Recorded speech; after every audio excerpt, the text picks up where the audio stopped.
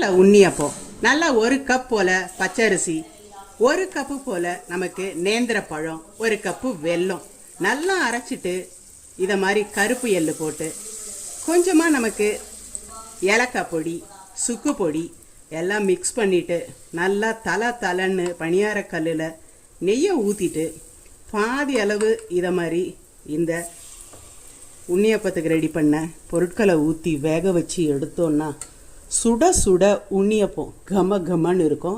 So இதை மாதிரி சூடாக நல்லா கருப்பு எள்ளு போட்டு, சுக்குப்பொடி போட்டு, ஏலக்காய் பொடி போட்டு, வாழைப்பழம் போட்ட இந்த உண்ணியப்பம் உங்கள் வீட்டில் செய்து பாருங்கள். இது டேஸ்ட் எப்படி இருக்குன்றத மறக்காமல் கமெண்ட்ஸில் சொல்லுங்கள். அடுத்த ஒரு டிஷ்ஷில் நம்ம சந்திக்கலாம். கண்டிப்பாக இதுவரையும் சப்ஸ்கிரைப் பண்ணாதவங்க சப்ஸ்கிரைப் பண்ணிக்கோங்க. விஜய் தியாக்ஸ் சேனல் பிடிச்சிருந்தனா லைக் பண்ணுங்கள், ஷேர் பண்ணுங்கள், சப்ஸ்கிரைப் பண்ணுங்கள். பாய். திருப்பி விடணும்.